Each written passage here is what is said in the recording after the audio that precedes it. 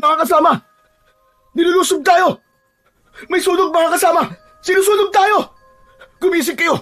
Tinutupok na ng apoy ang mga bahay natin! Diyos ko anak! Sinusunog na mga tauhan ni Benito ang bahay natin! Itigil nyo yan! Nakikiusap ako! Huwag niyo sunugin ang bahay ng mga tao! Tay, nilulusob po tayo ng mga tauhan ni Don Benito. Walang awa po nila binubugbog ang mga lalaking nakatira rito. Tumakas na po kayo. Iligtas niyo na po ang sarili niyo, Tay. Hindi anak, dito lang ako. Pagkasama natin aaharapin ang mga tauhan ni Don Benito. Lalo na sip-sip na si Arnulfo. Huwag na po matigas ang ulo niyo, Tay. Halika na, lumabas na tayo sa bahay.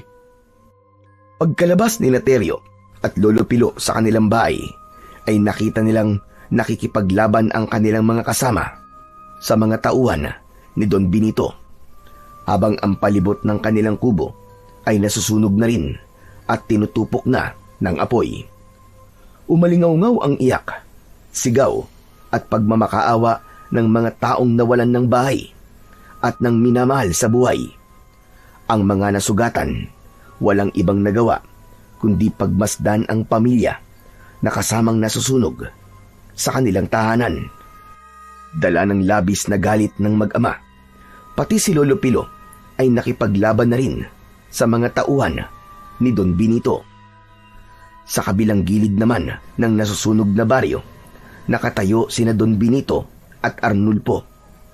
Nakangisi ang mga ito, kasunod ng pag-alingaw-ngaw ng putok ng baril mula sa kamay ni Arnulfo. Subalit walang gustong tumigil. Para bang wala nang pakialam sa buhay nila ang mga tao.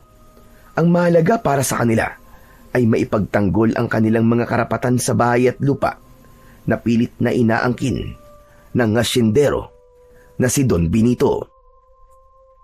Sige, ubusin niyo mga bahay ng mga walang yan. Sunugin niyo at wala kayong ititira. Nakita ni Terio si Don Benito. Sumisigaw habang nakatayo. Masayang-masaya ito na nakatingin sa kanila.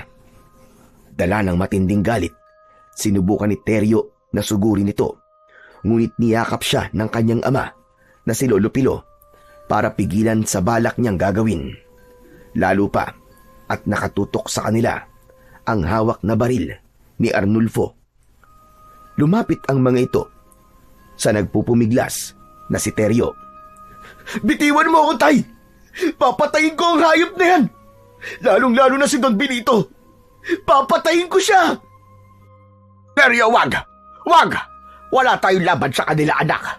May mga baril sila at marami ang kanyang tauhan. Pero hindi nagpapigil si Terio. Nagpumiglas siya sa pagkakahawak ni Lolo Pilo.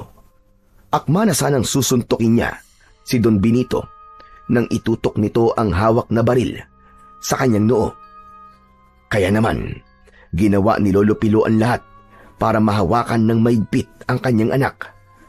Halos mabaliw na siya sa sobrang pag-aalala na baka biglang kalabitin ni Don Benito ang gatilyo ng baril. Sige, ituloy mo! Ituloy mo! Subukan mo, Terio. Bakit hindi mo siya bitiwan, Tatay Pilo? Tignan ko lang kung masasagga niya ang lahat ng mga bala ng baril ko. Ang kakapal ng mga mukha niyong tumira sa lupa ko. Amin ang lupang to, Don Benito. Mapapatayin niyo muna ako. Mapapatayin niyo muna kami lahat bago mo makuha ang aming pinaghirapan. At kapag nangyari yun, magdadaan muna kayo sa ibabaw ng mga bangkay namin. Pinaghirapan? Paano ang utang niyo sa akin? Sige nga! Kailan niyo ako babayaran, ha? Nangako kami, Don Benito. Nangako kaming babayaran namin hanggang sa huling sentimo ang aming mga pagkakautang. Kaya anong dahilan? At kailangan niyo sunugin ang aming mga tahanan? Konting panahon lamang ang hiniling namin sa iyo, Don Benito. Bakit kailangan paghumantong sa ganito ang pagpapanayas niyo sa amin?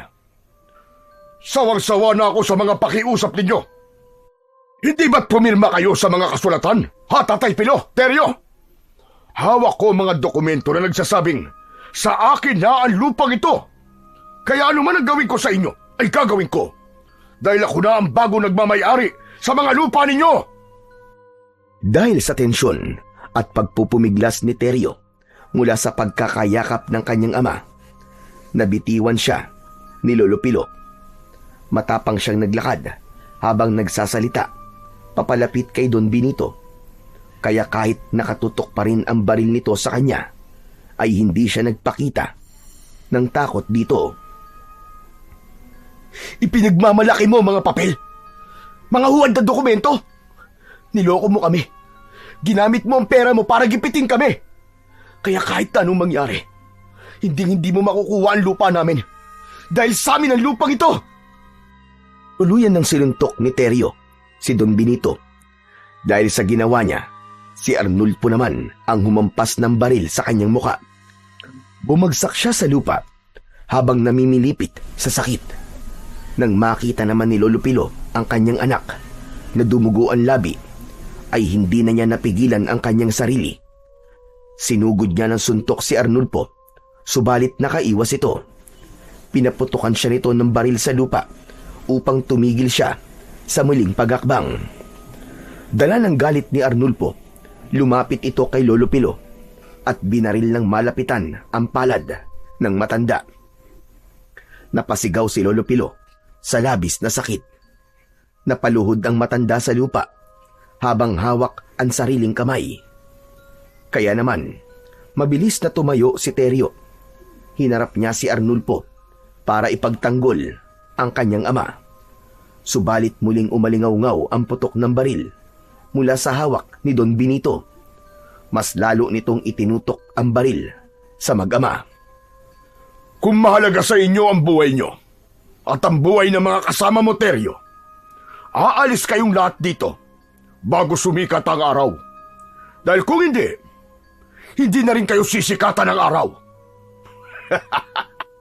Sige mga kasama, sunugin ang lahat ng mga bahay rito.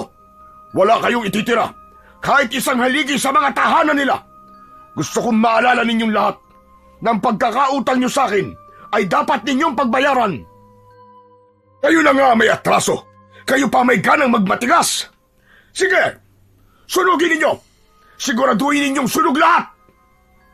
Anak, tara na. Umalis na tayo rito. Wala na tayong magagawa. Tinutupok na ng apoy ang bahay natin.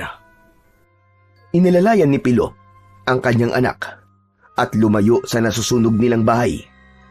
Kasama nila ang mga taong nawalan din ng tirahan, pamilya at lupa na tuluyan ng inangkin ng isang ganid na asyendero na si Don Benito. Ni isang dokumento ay wala silang pinirmahan. Niloko sila ni Don Benito at nagpanggap na mabuting tao. Nag-alok ng tulong bilang pagpapakita ng pakikisama sa kanila. Kinuha ang kanilang loob. Nagtiwala sila at pumayag na gamitin ang ipinahihiram nitong salapi. Ngunit sa huli pala, nahulog lamang sila sa isang patibong. Alak pala nitong kunin ang kanilang mga lupain. Pagkatapos ng eksenang yon, nilisan ng mga tauhan ni Don Benito ang baryo ng San Sebastian habang humahalakhak ng malakas. Wala na silang nagawa kundi ang umalis sa lugar na yon.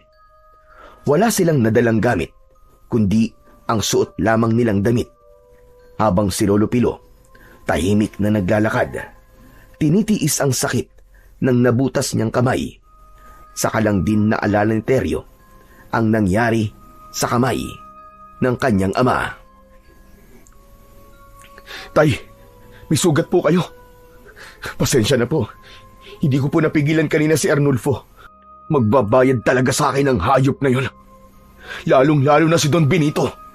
Anak, wag mo kong alalahanin. Ayos lang ako. Ituloy lang natin ang paglalakad. Saka na lang natin ito gamutin pag dumating na tayo sa bago nating lilipatan. Saglit lang po, tay. Pupunit lang ako ng tela sa laylayan ng damit ko at itatali ko po sa kamay nyo para hindi kayo maubusan ng dugo. Agad na pumunit ng damit si Teryo at itinali yon sa sugat ng kanyang ama. Pagkatapos ay ipinagpatuloy na nila ang paglalakad. Hanggang sa humantong sila sa gitna ng kagubatan na kung saan ay napapalibutan sila ng mga nagtataasan na puno ng balete. Inilingan nila ang kanilang paningin sa paligid upang maghanap ng lugar na pagtatayuan ng kanilang bagong bahay. Mga kasama, pansamantalang dito muna tayo magpapahinga. Gagawa tayo ng mga bago nating tahanan. Pagkatapos, ang ibang mga kalalakihan ay hahanap ng makakain natin. Ang iba naman ay magpuputol ng kahoy para sa mga haligi. Ikaw naman, Tay, magpahinga muna kayo at magpapakuha muna ako ng gamot para sa inyo. Ayos naglaban ako, anak. Unahin mo muna ang pagpapatayo ng bahay para makapagpahinga tayo ng maayos. Kayong lahat, kapag natapos na tayong gumawa ng bahay, tulong-tulong naman tayo sa paggawa ng mga pana at mga palaso para hindi na maulit ang mga nangyari kanina. Ipagtatanggol na natin ang ating mga sarili. Kung ano man ang binabalak mo, anak, ang mabuti pa iwag mo nang ituloy. Kesa ang marami na naman ng buhay ang malagay sa panganib. Hindi, Tay. Hindi na po ako papapigil sa inyo. Matagal na akong nagtiis. Nakinig ako sa inyo. Pero ngayon, Tay, lalaban na po ako. Lalaban na kaming lahat. Mga kasama, dumating na tayo sa hangganan ng pagtitiis. Alam ko, kayong lahat ay namuhunan ng pagod, hirap at katatagan ng loob para iwanan ang inyong mga sariling tahanan sa San Sebastian. Ngayon, narito tayo sa isang lugar na hindi pa nararating ng kahit na sino. Dahil sa pang-aapi at paglapastangan sa atin ni Don Benito Alhar, pagyayamanin natin ang lugar na to, mga kasama, upang magsilbing kuta natin. Oo, tayo ay mahirap lang, ngunit tayo ay marami. At dahil dyan, magkakaisa tayo para bawiin ang ating mga lupain. Ipaglalaban natin ang ating mga karapatan. Sabay-sabay na sumang-ayon ang mga tao sa sinabi ni Teryo. Bawat isa ay punong-puno ng pag-asa na mababawi pa nila ang kanilang mga lupain. Pagkatapos ng pag-uusap nila, nagsimula na silang kumilos. Lahat ng pangkat ay kanya-kanya na ng pagganap ng mga nakatokang gawain para sa kanila. Si Teryo naman, isang plano ang nabuo sa kanyang isipan. Gaganti siya. Kukunin niya ang anak ni Don Benito at yun ang gagamitin niya na panlaban upang maibalik sa kanila ang kanilang mga lupain. Nagsama lang siya ng 2 lalaki na makakatulong niya sa pagdukot sa anak ni Don Benito kay Sandra. Hindi siya nagpaalam sa kanyang ama. Tahimik silang lumabas ng kagubatan at pinuntahan ang mansyon ni Don Benito. Pagdating nila roon, narinig nila ang masayang pagdiriwang ng mga tauhan nito habang naglalasing sa loob ng mansyon. Mula sa kinatatayuan ni Teryo, dinig na dinig niya ang pinag-uusapan ng mga ito habang nakasilip siya sa bintana. Samantala, sa loob naman ng mansyon ni Don Benito, nagkakasiyahan sila sa tagumpay na nakamit sa pagpapalayas nila sa mga tao sa baryo. Umalingaw-ngaw ang tunog ng mga bote ng alak mula sa mga tauhan niya. Pakiramdam niya, siya na ang hari sa buong baryo ng San Sebastian. Sige, uminom kayo. Kumain kayo.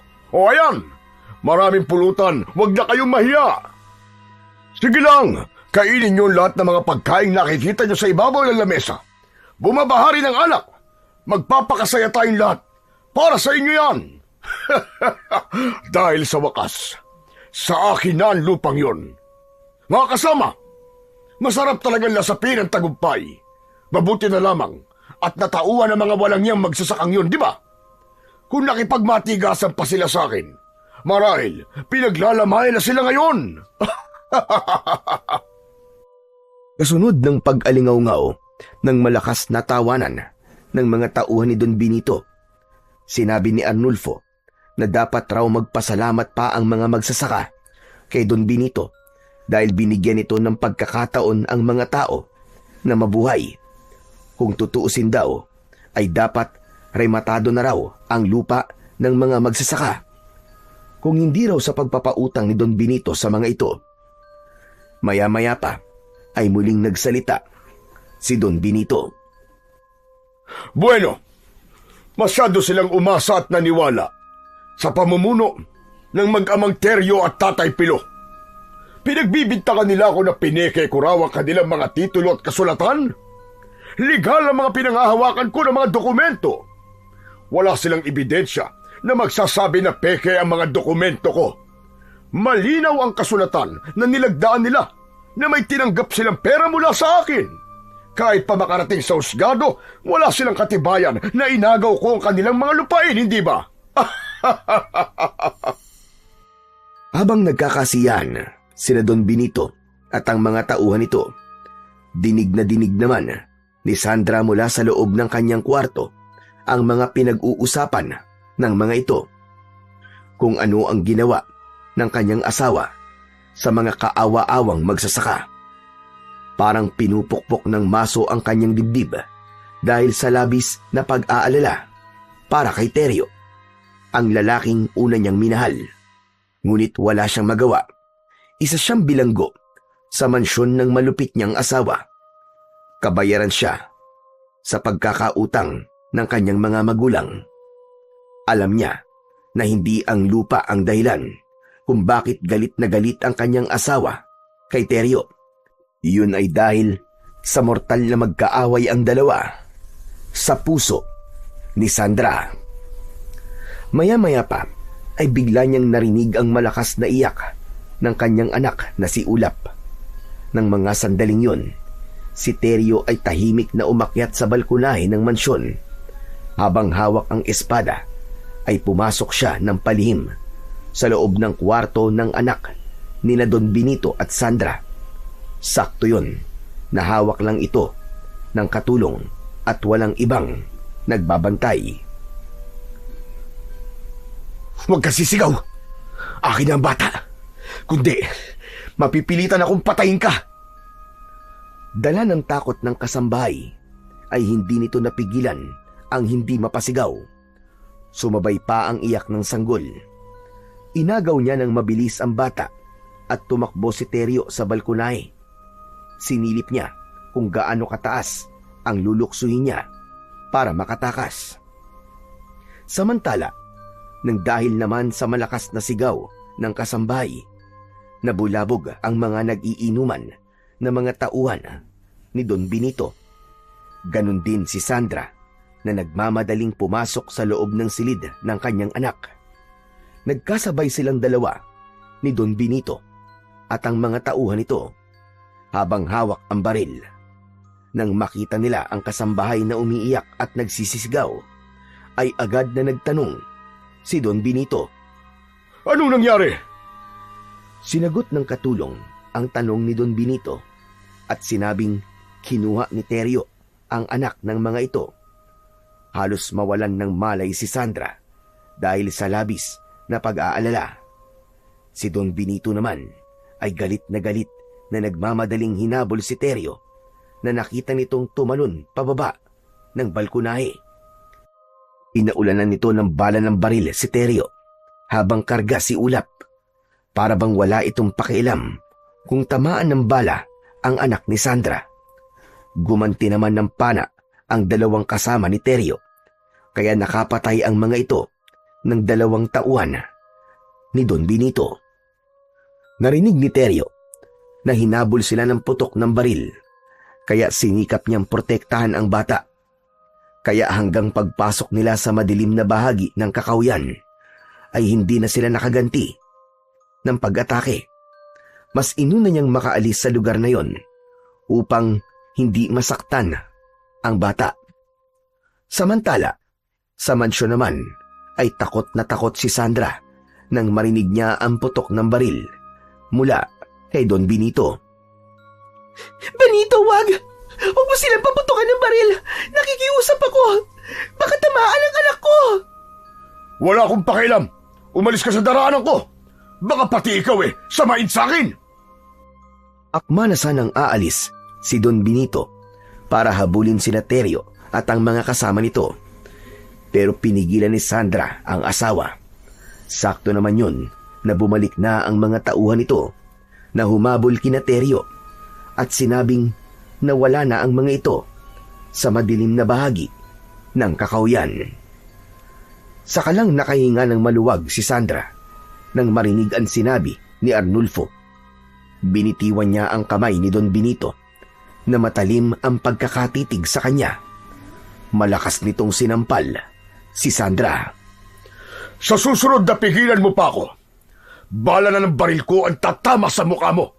Nagkakaintindihan ba tayo?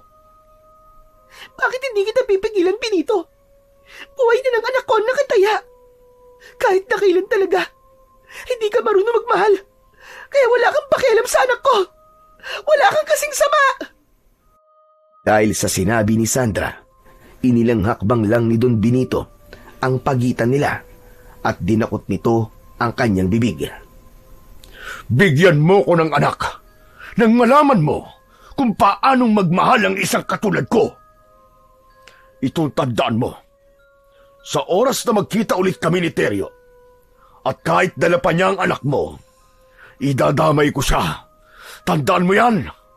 Idadamay ko siya, Sandra. Galit at pabalyang binitiwan ni Don Benito ang panga ni Sandra.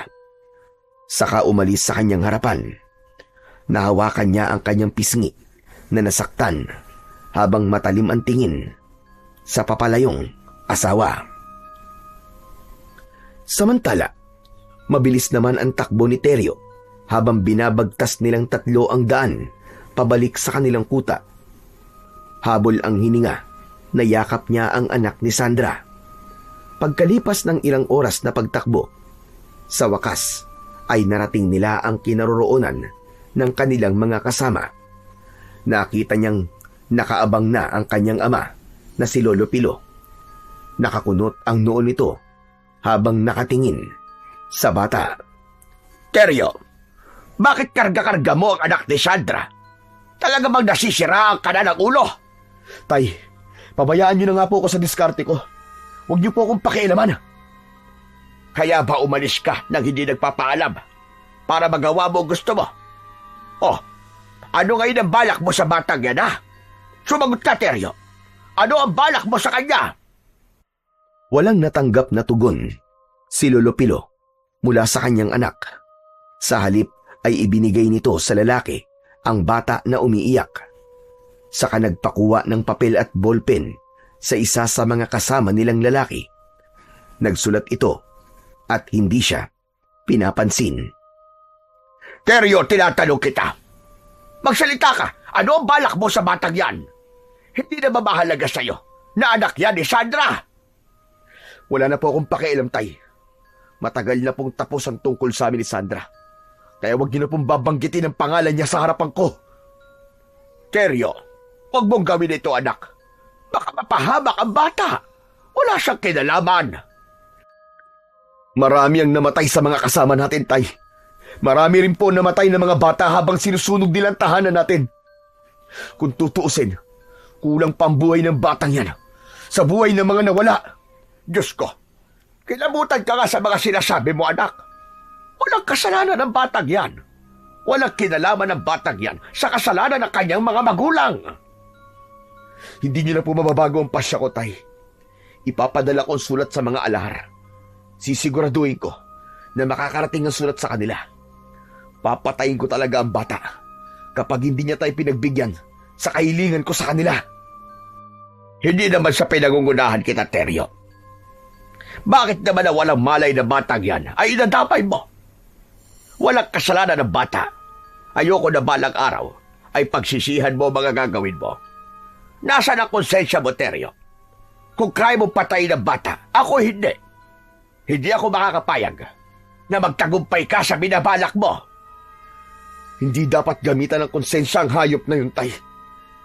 Si Don Benito na rin ang nagturo sa atin upang umisip ako ng ganito. Kapag hindi siya pumayag sa kahilingan ko, ay kailangan patunayan natin na tayo ay may isang salita. Talaga bang yun lang ang dahilan kung bakit galit na galit ka kay Don Benito. Bakit, tay? May iba pa bang dahilan? Ibang nakikita ko galit sa mga mata mo, Teryo. Alalahanin mo na kung minsan nakababatayan sobrang galit. Mamatay man ako, tay.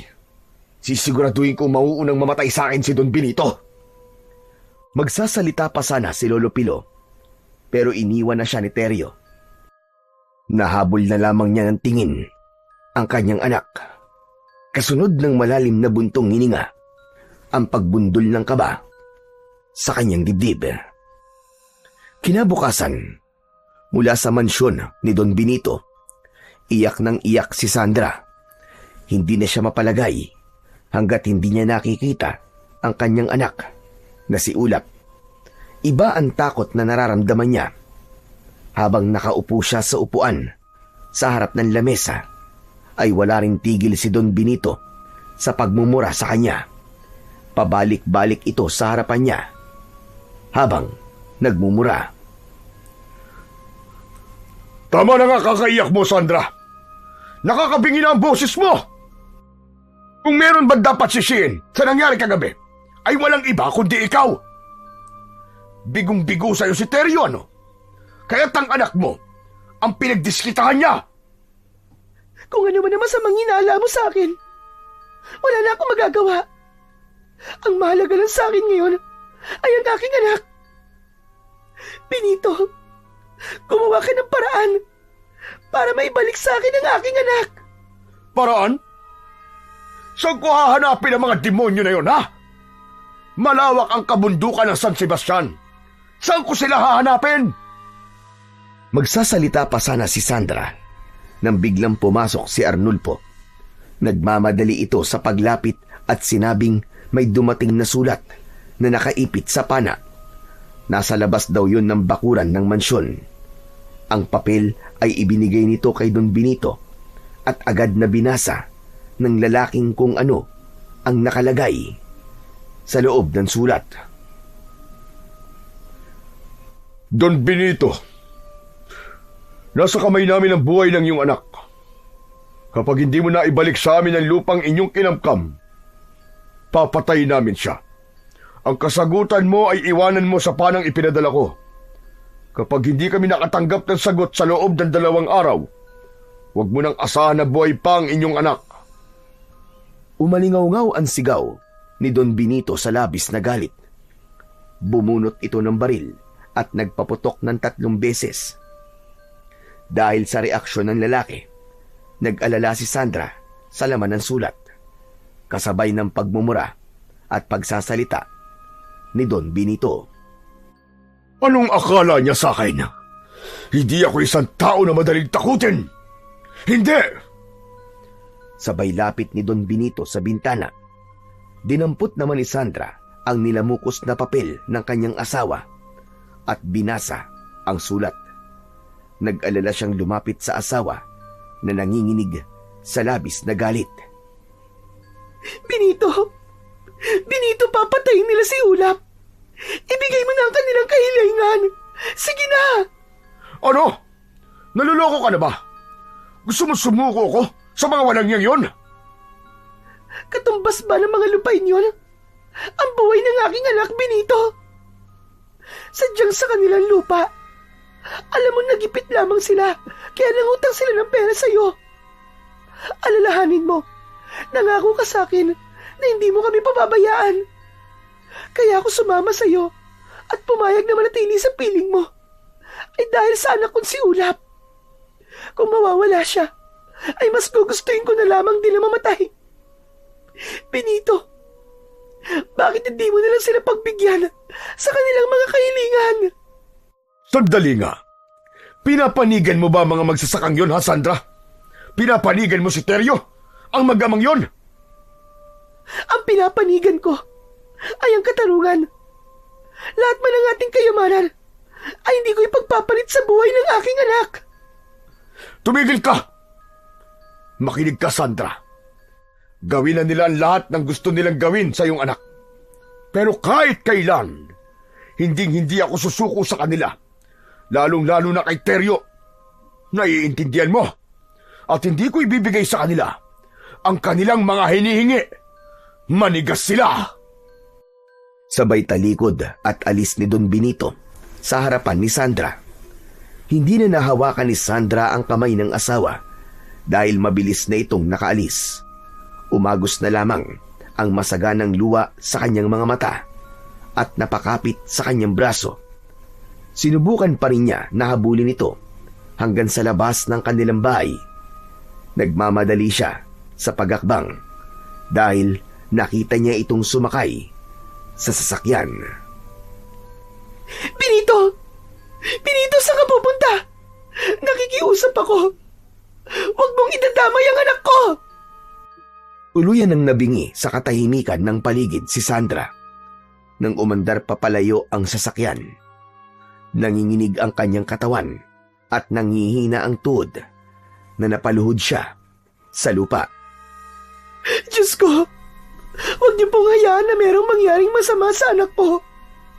Kailangan ko siyang mahanap. Kailangan ko makausap si Teryo bago pa mahuli ang lahat. Magulo ang isip na umalis si Sandra sa mansyon. Sinamantala niya ang pagkakataon na wala ang kanyang asawa. Inahak niya ang daan papunta sa baryo ni Teryo at Lolo Pilo. Subalit wala siyang nadatnan doon, maliban sa mga sunog na bahay at gamit ng mga taong nakatira doon. Mas lalong bumundol ang kaba sa kanyang dibdib nang makitang wala na roon sina Teryo at Lolo Pilo. Tumungo siya at sinundan ang mga bakas ng paa papasok sa loob ng kagubatan. Wala na siyang pakialam kahit saan pa siya makarating. Ang mahalaga, maabutan niyang buhay ang kanyang anak na si Ulap. Umagos ang masaganang luha sa kanyang mga mata habang tinatahak ang daan. Inabot siya ng halos 1 oras sa pagsunod sa bakas ng mga paa na nagsilikas na mga tao hanggang sa makarating siya sa gitna ng kakawyan. May mga kubo na bagong tayo na nakita niya mula sa hindi kalayuan. Si Lolo Pilo ang unang nakakita sa kanya, kasama ang ilang kalalakian na may hawak na mga pana at itinutok yun sa kanya. Nilapitan siya ni Lolo Pilo. Sandra, ano ginagawa mo rito? At sino kasama mo? Ako lang po nagpunta rito. Tatay Pilo, si Teryo gusto ko siya makausap. Nasaan siya? Pakiusap, dalhin mo ako sa kanya. Sige na po, parang awa niyo na. Nasaan ang anak ko? Parang awa mo na, Tatay Pilo. Dalhin mo ako sa kanya.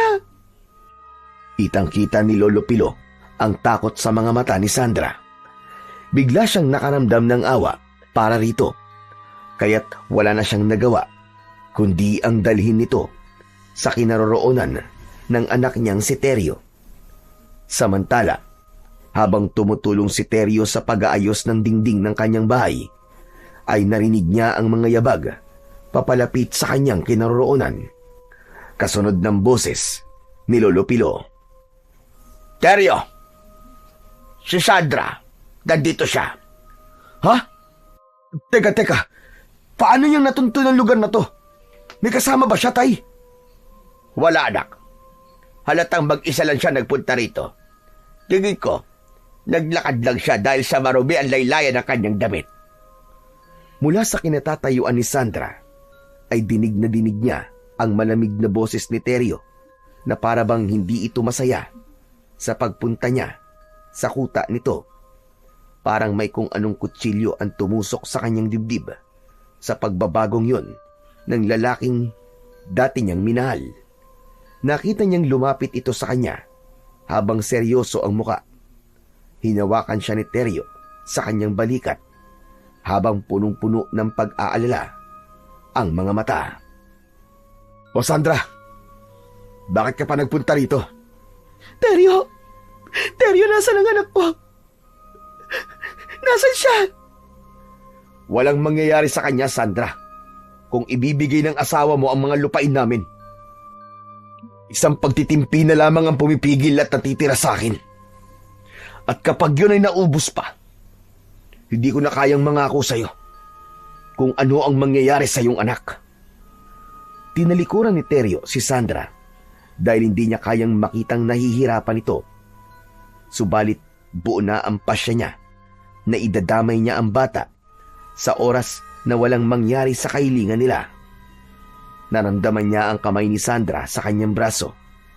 Malamig ang palad nito at nanginginig. Yumakap ito sa kanyang bewang.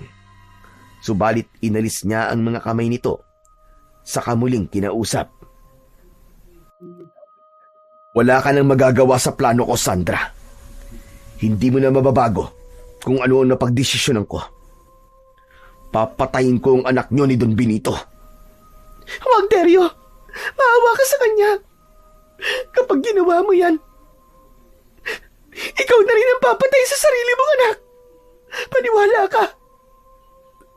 Si Ulap ay tunay mong anak.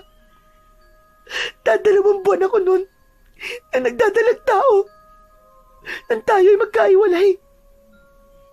Anak mo siya, Teryo. Anak mo siya. Simula na mapangasawa ko si Benito, kahit na kailan, ay hindi ka nawala sa puso ko. Lalong-lalo na nang makita ko ang mukha ni Ulap. Sapat na sigurong patunay ng gabing itinakas mo siya.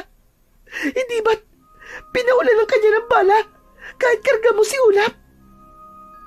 Teryo, hindi siya ang tunay na ama ng anak ko, kundi ikaw.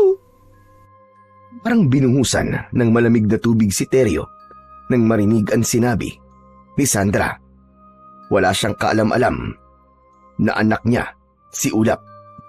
Sinundan pa yon ng paliwanag ni Lolo Pilo na hindi na rin nakatiis sa nakikitang pagtitiis at paghihirap ni Sandra. Teryo anak, totoo ang sinabi ni Sandra. Alam ko na anak mo si Ulap. At totoo ko siyang apo. Kaya nga ganun na lamang ang pagpapatigil ko sa iyo. Nasaktan mo si Ulap.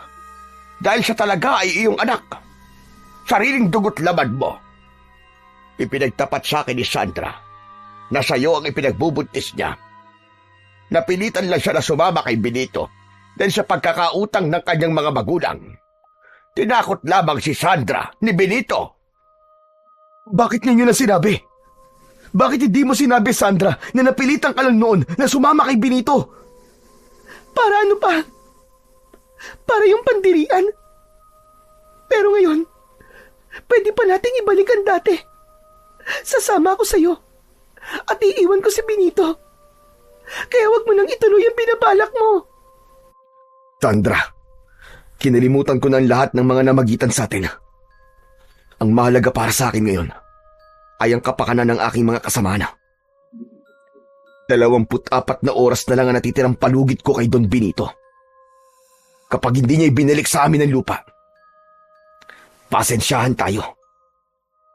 Papatayin mo ang sarili mong anak? Ha? Papatayin mo? Bakit hindi na lamang ako ang patayin mo? Kung talagang gusto mo magiganti sa kasamaan ng asawa ko, bakit hindi na lamang ako, Teryo? Huwag na lang si Ulap. Bigyan mo siya ng karapatang mabuhay. Buong puso ko siyang ipinagkakaloob sa'yo, sapagkat ikaw naman ang tunay niyang ama. Teryo, wag. Huwag mo siyang papatayin. Anak mo siya, Teryo. Anak mo siya.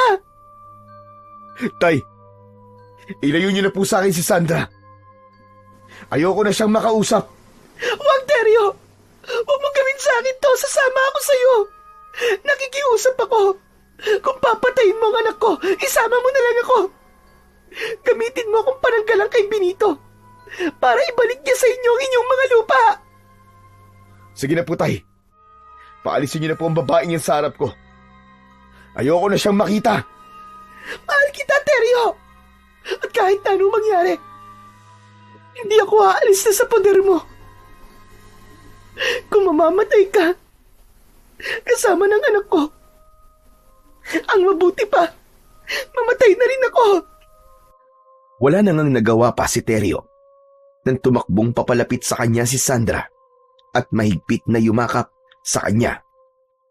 Kahit na anong gawin niyang pagtanggal sa mga kamay nito, ay mas lalo lamang yon na humihigpit. Ang mabuti pa, Teryo.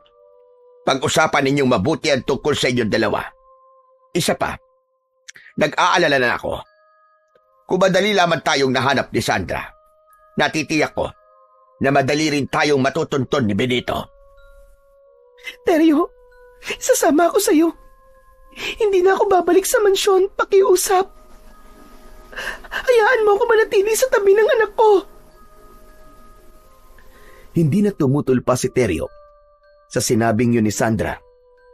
Hindi niya kayang tiisin ang dati niyang asawa dahil hanggang ngayon ay mahal pa rin niya ito. Hindi na napigilan ni Teryo ang kanyang sarili at gumanti rin siya ng yakap dito. Para siyang natauhan nang makita ang luha sa mga mata ni Sandra. Halika, sumama ka sa akin sa silid ng anak natin. Salamat, Teryo. Kung ganun, hindi mo na ba gagamitin ang anak natin sa paghihiganti mo kay Benito? Hindi na, Sandra. Patawarin mo ko. Hindi ko sinasadyang masabi yon sa anak natin. Nabigla lamang ako at nagpadala sa aking emosyon. Hindi ko rin naman kayang pumatay ng isang batang walang kalaban-laban. Pagkatapos nilang mag-usap, ay pumasok sila sa loob ng kubo. Nakita ng dalawa na mahimbing na natutulog si Ulap. Naluluwa naman na niyakap ni Sandra ang kanyang anak. Ganon din si Teryo na hindi na napigilan ang sarili sa labis na kaligayahan. Nang mga sandaling yon ay masaya si Lolo Pilo nang makita sina Sandra at Teryo sa loob ng bahay. Sana hindi na matapos ang araw na yon na makitang muling naging masaya ang dalawa kasama ng kanyang apo na si Ulap. Pagsapit ng gabi, habang nagpapahinga na sina Teryo, Sandra at Lolo Pilo, umalingaw-ngaw sa labas ang malakas na boses ni Don Benito. Napabalikwas ng bangon si Teryo at agad na dinampot ang espada. Habang sina Lolo Teryo at ang iba pang mga kasama nila ay nagsipaghanda na rin ng mga pana. Teryo, anak, ito na nga ba sinasabi ko? Natunto na tayo ni Benito. Tama ako sa inala ko. Sana pala, umalis na kagad tayo dito kanina. Nakahanda ako, Tay. Lalaban na kami kagaya na napag-usapan. Ipagtatanggol na namin ang karapatan nating lahat. Teryo, anong gagawin natin? Natatakot ako. Paano ang anak natin? Tay, kayo po muna ang bahala sa mag-ina ko. Gawin niyo ang lahat para makaligtas sila. Anak, saan ka pupunta? Haharapin ko sila, Tay. Kaya't nakikiusap ako. Ingatan niyo ang mag-ina ko. Lalo na ang anak ko. Kung ano man po mangyari sa akin, gusto kong mangako kayo na mamahalin at aalagaan niyo ang anak ko. Pipigilan sana ni Lolo Pilo ang kanyang anak na si Teryo. Pero mabilis na itong nakalabas ng bahay at humarap kay Don Benito. Nakahanay naman ang mga tauhan ni Don Benito habang nakatutok ang matataas na kalibre ng baril. Malakas na sumigaw si Don Benito. Sandra! Sandra, lumabas ka dyan! Hayop ka! Talagang harapan na ang panluloko mo sa akin. Talagang sumama ka na sa ampaslupang kabit mo! Hindi ako kabit ni Sandra, Don Benito. Ako ang nauna sa kanya na inagaw mo lang. Kaya't kung naparito ka para bawiin ang babaeng pinakamamahal ko, magdadaan ka muna sa ibabaw ng bangkay ko. At ano'y panlalaban mo sa akin? Ang pana ba ng mga kasama mong gunggong? Anong laban ang pana nyo sa baril namin, ha?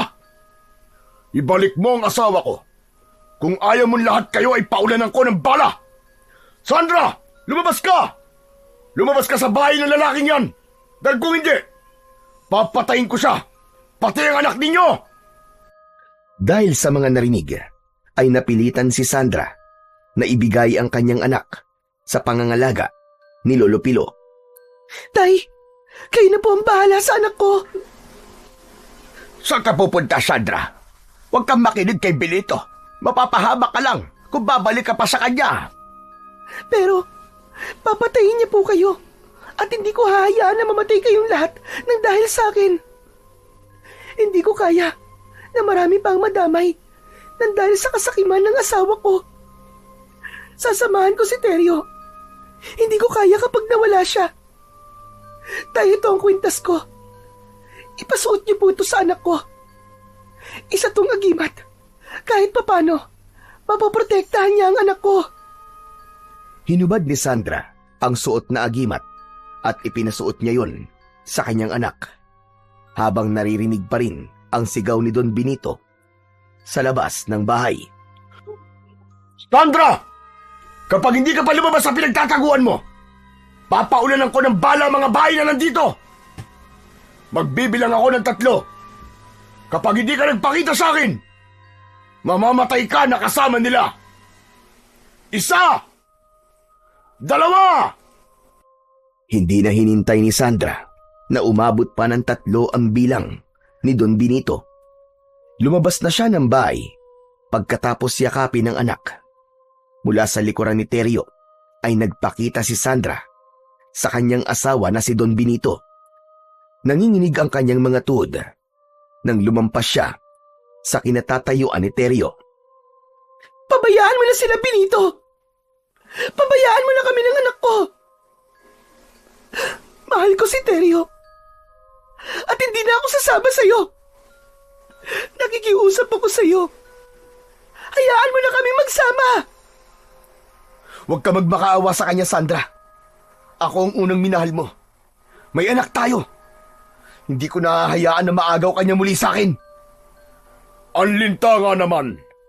Kapag nakahanap ng pagkakataon, kakapit at maninipsip ng dugo. Kapag nalawayan ko na, hindi ko na ibinibigay sa iba. Kaya sa ayaw at sa gusto mo, Sandra, sasama ka sa akin. Hindi na ako sasama sa'yo. At lalong hindi sa lalinta, Benito. Ikaw ang linta. Kung hindi mo kinuha ang kanilang lupain, hindi na sana aabot pa sa ganito. Huwag mo silang ipagtanggol, Sandra. At kahit kailan, ay taglay mo pa rin ang ugaling linta. Pagkatapos kitang iaon sa putikan na kinalulugmukan ng iyong ama, ito pa ang igaganti mo sa akin. Nakipagkita ka sa kapwa mo linta. Nakipagkita ka kay Teryo, di ba? Alam mo naman na hanggang langit ang galit ko sa kanya. Ano pa ang hinahanap mo? Naibigay ko na sa iyo ang lahat. Ano pa? Ano pa ang hahanapin mo, Sandra? Ano pa ang kailangan mo? Ang hinahanap ko ay ang kaligtasan ng aking anak. Hindi mo sinagot ang tanong ko, Sandra. Ano pa ang hahanapin mo? Kamatayan ba? O buhay ng mag-ama mo? Tumigil ka, Benito. Hindi kailangan mamili ni Sandra. Dahil ngayon nandito na siya sa piling ko. Kamatayan ko muna ang magiging sagot sa lahat ng mga tanong mo. Mga kasama, paunalan sila ng palaso! Agad na kinuha ni Teryo ang kamay ng asawa na si Sandra at inilayo sa labanan ng kanilang mga kasama. Saka bumalik si Teryo at nakipaglaban sa mga tauhan ni Don Benito, habang si Sandra naman ay nanatiling nakatago sa likod ng puno. Panay ang sigaw niya dahil sa labis na pag-aalala para kay Teryo. Nagsimula ang labanan, baril, laban sa mga pana, hanggang sa unti-unting humina ang puwersa ng mga tauhan ni Don Benito, habang si Lolo Pilu naman, dala ang apo, ay nakakubli sa ilalim ng katre, nakadapa at tinatakluban ang bibig ni Ulap upang hindi ito umiyak. Umalingaw-ngaw din ang mga putok ng baril sa paligid, pati na ang tunog ng sigaw ng mga tao na tinatamaan ng palaso. Hindi ako makakapayag na basta mo na lang kaming matatalo. Lalaban kami hanggang sa huli. Sige mga kasama, paunalan sila ng mga bala ng baril. Paputukan silang lahat. Patayin sila! Sumuko na kayo! Dahil wala na kayong magagawa. Mababawi na namin ang lupang kinuha mo sa amin, Don Benito! Abang nagpapalitan ng putok ng baril at palaso sa magkabilaang panig, mula sa kinatatayuan ni Sandra ay nanlaki ang kanyang mga mata nang makita ang pagbabagong anyo ni Don Benito. Naging isang baboy ramo ito na agad na sumugod sa mga kasama ni Teryo. Maging si Teryo ay hindi inaasahan na ang kanilang kaharap ay mga aswang pala na matagal nang pumapatay noon sa mga kapwa nila magsasaka. Parang impyerno ang eksenang yun. Nang makita niya ang pagpunit sa katawan ng mga tao gamit ang mahaba nitong mga kuko, ni hindi na nagamit ang pana dahil mas inuna ng mga ito na tumakas. Ngunit hindi lang si Don Benito ang naging aswang ng mga sandaling yun, kundi pati na rin ang mga tauhan nito. Ang putok ng baril ay napalitan ng sigaw ng mga tao habang humihingi ng tulong kay Teryo. Mga kasama! Magsiatras kayo! Mga aswang ang kalaban natin! Tumakas na kayo! Mga aswang sila! Atras, mga kasama! Hinanap ng paningin ni Teryo si Sandra at nang magtama ang kanilang paningin ay sumigaw si Teryo. Sandra! Tumakas ka na! Iligtas mo ang anak natin! Magpakalayo-layo na kayo! Bilisan mo! Hindi na natapos ni Teryo ang iba pa niyang sasabihin nang lumundag sa kanyang harapan ang aswang na si Don Benito. Nakangisi itong tumutulo pa ang malapot nitong laway na may bahid pa ng dugo mula sa kinain nito. Mapulang-mapula ang mga mata na nakalabas ang malalagari nitong mga pangil. Sinabi ko naman sa'yo, Teryo, hindi mo kami matatalo. Kung hindi rin naman mapupunta sa akin si Sandra, pareho ko kayong papantayin, kasama ang anak ninyo. Hindi ako makakapayag na saktan mo, mag-ina ko. Ikaw lang at ako ang maglalaban. Matirang matibay! Katapusan mo na! Tumugod si Teryo. Hawak ang espada. Papalapit sa nakabaluktot na halimaw na si Don Benito. Naiwasan nito ang unang pag-atake ni Teryo. Subalit gumanti ito sa pamamagitan ng pagkalmot sa kanyang dibdib. Naramdaman niya ang sakit mula sa kanyang sugat, ngunit hindi siya natinag. Muli siyang umatake ng taga kay Don Benito, habang ang maririnig sa paligid ay ang tunog ng nagkikiskisan na kuko at espada. Sa muling pagtaga ni Teryo ng espada sa aswang, nasalag na yon ni Don Benito at ubod lakas nitong isinaksak ang kuko sa tiyan ni Teryo. Sabay hila, kasama ang laman loob ni Teryo. Ramdam na ramdam niya ang pag-iinit ng kanyang katawan, habang ang pagbulwak ng dugo sa kanyang sugat ay sumabay sa pagsuka rin niya ng dugo. Napaluhod siya sa lupa na walang ibang salitang lumabas sa kanyang bibig, kundi ang pangalan ni Sandra at ang anak niya na si Ulap.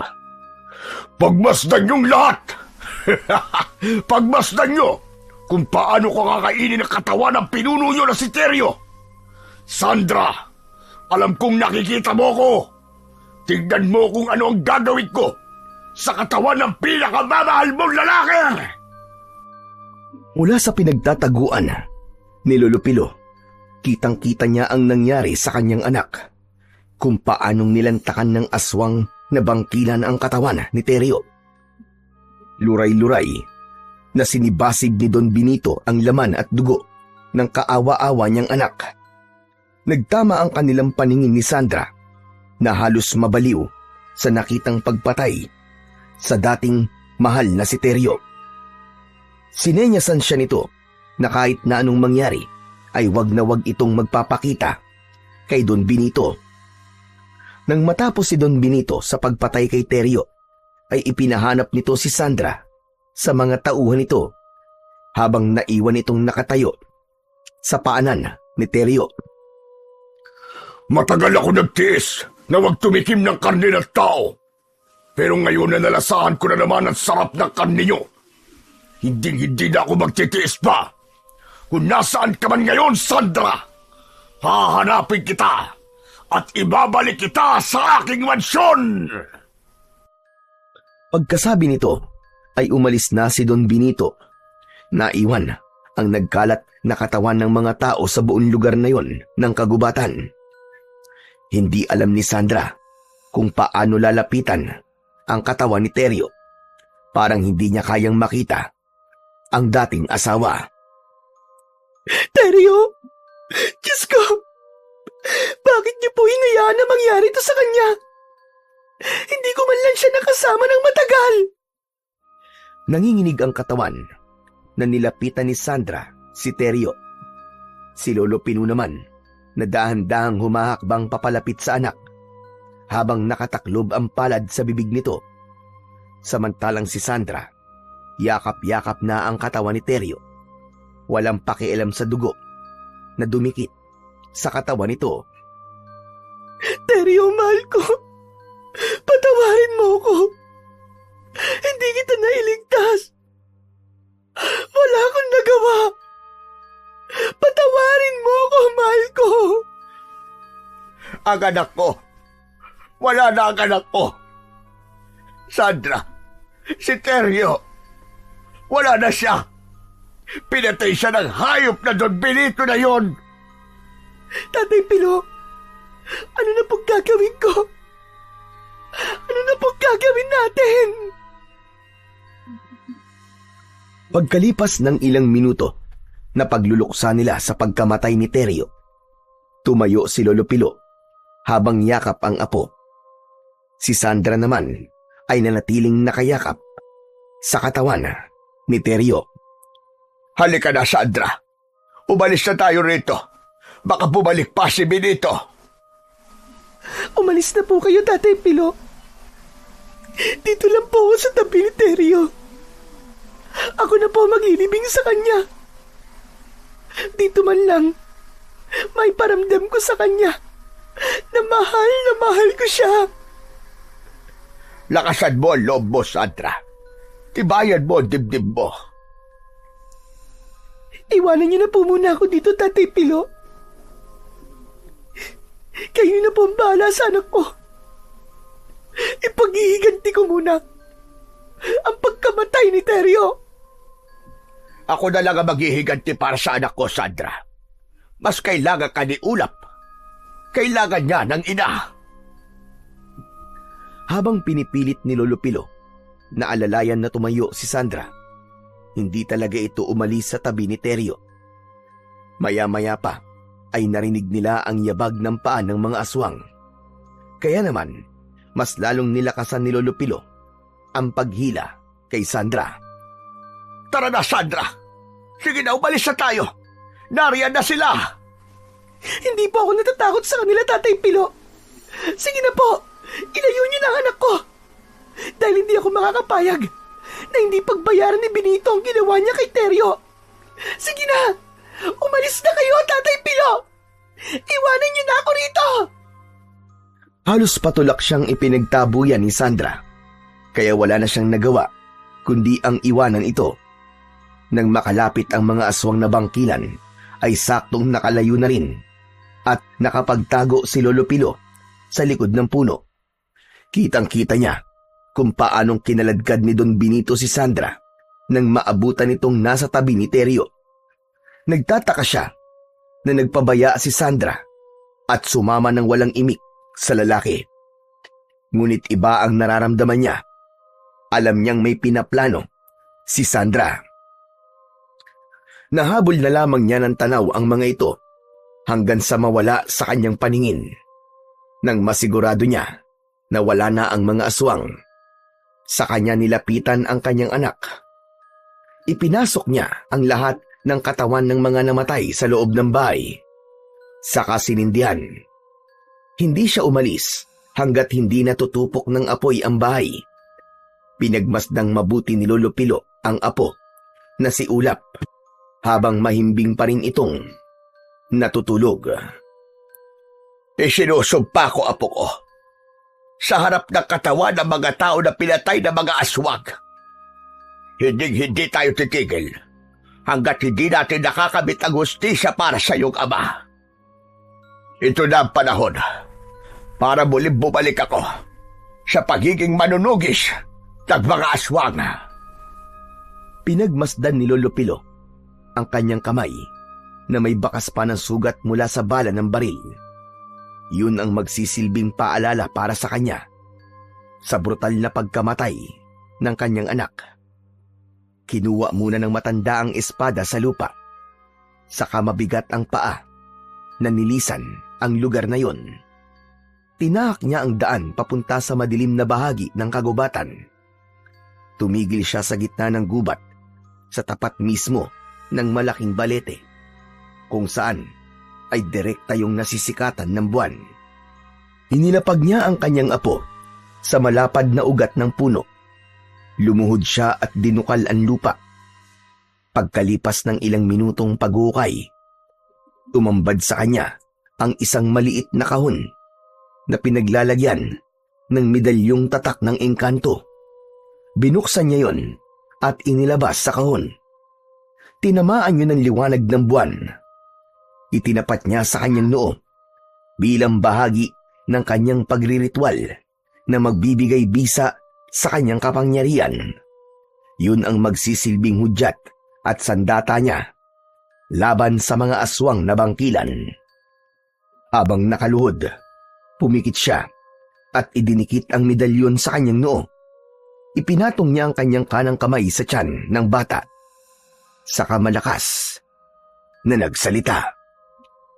Aking medalyon na nakatago sa mahabang panahon.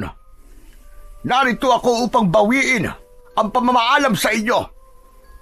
Pakinggan mo ang kahilingan ko. Pakinggan ng hangin ang hinaing ko. Nagsusumamo ako sa ngalan ng hari ng mga engkanto na nagkaloob dito sa akin. Ibalik niyo ang bisa ng aking medalyon kasama ng agimat ng aking apo na nakahiga sa ugat ng punong ito na sa ninyong tahanan. Pakinggan niyo ako. Iparamdam niyo sa akin ang lakas ng bisa na medalyon ko bilang may-ari ng kanyang kapangyarihan.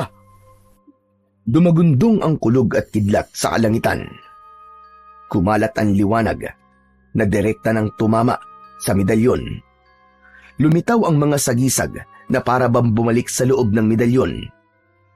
Nanginig ang kamay ni Lolo Pilo at mula sa dibdib ng kanyang apo ay lumiwanag ang suot nitong agimat. Isang palatandaan na nagkaroon na ng bisa ang medalyon. Diyos ko, maraming salamat po. Nadagdagan ang bisa ng agimat ng apo ko. Dininig nila ang pagsusumamo ko. Ang ibig sabihin nito, may gabay na kami ng engkantong nagbabantay sa kagubatan. Maraming salamat sa tiwala. Maraming salamat sa Diyos sa pagbibigay sa amin ng kapangyarihang ipagtanggol ang mundo laban sa lumalakas na puwersa ng kadiliman. Muling bumalik sa katahimikan ang paligid at nang manumbalik ang lakas ng medalyon ng engkanto, nakaramdam ng pagod si Lolo Pilo dahil sa malakas na enerhiyang bumalot sa kanyang katawan. Tuluyan na siyang nakatulog pagkatapos ng malagim na pangyayaring yun sa buhay ng maglolo. Mabilis na lumipas ang 12 taon. Ngayon, isang ganap ng manunugis ng aswang ang anak ni Terio at Sandra. Nakikiisa sa mga tao sa pagsugpo sa mga aswang na patuloy na gumagambala sa mga tao. Bilang bayarang manunugis ng aswang na bangkilan, marami na silang napapatay. Marami na rin silang naililigtas na mga buhay. Pasado 4:00 ng hapon, nakaupo ang maglolo sa ugat ng balete sa tapat ng walang buhay na lalaki na hinihinala nilang aswang. Hinihintay nila na magbago ang anyo nito upang tuluyang mapatay ng suot na medalyon ni Lolo Pilo. Mataman na pinagmasdan ni Ulap ang lalaki. Alam na niya ang masaklap na kwento sa likod ng pagiging manunugis nila ng bangkilan at kung bakit gano'n na lamang ang galit ni Lolo Pilo sa mga kampon. ng kadiliman. Lolo Pilo, gusto ko pong hanapin si nanay. Gusto ko pong makuha siya sa kamay ni Don Benito. Apo, hindi pa sapat ang iyong husay sa paggamit ng espada at sa pagharap sa pinuno ng bangkilan. Pero, para saan pa tong agimat ko kung hindi ko naman po ito magagamit sa aswang na pumatay sa tatay ko? Magmula ng malaman mo ang nangyari sa iyong ama, nagkakaganyan ka na. Nasisira na ang diskarte mo sa pakikipaglaban, Apo. Kailangan mo pang magsanay ng gusto bago natin harapin si Benito. Pero sa ngayon, kailangan mo na nating ubusin ang kanyang mga alagad upang mabawasan ang kanyang puwersa. Paano po? Kung sa mahabang panahon na pananahimik natin, patay na pala si nanay, Lolo Pilo. Hindi yun mangyayari. Kilala ko si Benito. Mahal na mahal niya si Sandra. Kaya sana naman pakinggan mo mga sinasabi ko sa'yo. Kailangan pa natin ng konting panahon pa, Ulap, para malabanan siya ng harapan. Galit na tumayo si Ulap. Nilapitan niya ang nakahigang lalaki. Buong lakas niyang itinarak ang espada sa dibdib nito, saka pinaikot-ikot ang talim. Sabay gilit sa leeg nito at sa isang iglap, umusok ang katawan nito. Hindi na po ako maghihintay ng ilang panahon pa, Lolo Pilo. Kung hindi ngayon, bukas, haharapin ko na sila. Iniwan ni Ulap si Lolo Pilo at hindi niya hinintay na magsalita pa ito. Mabilis niyang tinakandaan papasok sa kagubatan upang puntahan ang baryo na may napapabalitang pumapatay ng mga tao. Hindi nagtagal ay naramdaman niya na nakasunod sa kanya si Lolo Pilo. Huminto ang bata sa pagtakbo at nagpahinga sa isang puno. Naghihintay ng pagsapit ng gabi. Ganon din si Lolo Pilo. Nagtago rin ito sa kasunod na puno habang dala ang pana. Pagkalipas ng ilang oras ay narinig nila ang pag-angil ng aswang na bangkilan na parabang may kinakain sa damuhan. Si Ulap ang unang lumapit at pinagmasdan ang mabalahibong balat ng aswang. Sarap na sarap ito sa paglantak sa isang hayop. Hoy! Halimaw ka! Masarap ba yung kinakain mo, ha? Gulat na napalingon ng aswang sa gawi ng batang si Ulap. Nanlalaki ang mga mata nito at napatayo at umatras papalayo sa kanila. Habang ang kanan na kamay ay nakataas, nakikiusap na huwag siyang papatayin dahil hayop lamang daw ang kinakain nito. Pero si Ulap, patuloy siya sa pagakbang, papalapit sa aswang. Kaya wala na itong nagawa kundi ang ipagtanggol ang sarili laban kay Ulap. Mabilis itong sumugod sa kanya gamit ang matutulis na kuko. Iwinasiwas nito ang kamay upang hindi siya makalapit. Muntik tamaan ng kalmot sa mukha si Ulap. Subalit mataas siyang tumalon at saknong pagbagsak niya sa lupa ay tumama ang talim ng kanyang espada sa balikat ng aswang. Bumagsak ito sa lupa, ngunit muli itong nagmakaawa. Sinabi nitong hayop lang ang kinakain nito at huwag siyang papatayin. Wala akong tiwala sa mga sinasabi ng aswang na kagaya mo. Sa ngayon, hayop lang ang kinakain mo. Pero pagdating ng oras na wala ka nang mailalaman sa kumakalam mong sikmura, alam ko, nalalabas din ang pagiging ganid mo at papatay ka rin ng tao. Kagaya ng mga kauri mong aswang. Nakipagmatigasan ang aswang na bangkilan na nagkakamali raw si Ulap sa sinasabi niya dahil hindi raw lahat ng mga bangkilan ay masama. Ang gusto lang daw nito ay mabuhay na katulad ng isang normal na tao. Pero hindi talaga naniniwala si Ulap. Sinubukan niyang itarak ang talim sa katawan nito, ngunit malakas na sumigaw si Lolo Pilo. Apo, wag! Huwag mong ituloy ang pagpatay sa kanya. Baka naman nagsasabi siya ng totoo. Lolo Pilo, kayo po nagturo sa akin na huwag maniniwala sa mga salita ng isang aswang, di ba? Kaya nga po namatay si tatay. Dahil naniwala siya sa kabutihang ipinakita ni Don Benito. Kaya bakit ngayon, pinipigilan niyo po ako? Ang dapat po sa kanila ay mamatay. Ulap, ibaba mo ang espada mo. Sa tingin ko ay nagsasabi siya ng totoo. Hindi siya masamang nilalang. Sige na, kahit ngayon lang, apo. Muli tayong maniwala sa sinasabi ng isang aswang. Pagkatapos na marinig ni Ulap ang sinabing yon ni Lolo Pilo, ibinaba niya ang kanyang espada. Subalit, hindi pa man nagtatagal, ay bigla na lamang siyang sinunggaban ng aswang na bangkilan. Kinalmot kagad siya nito sa kanyang likod.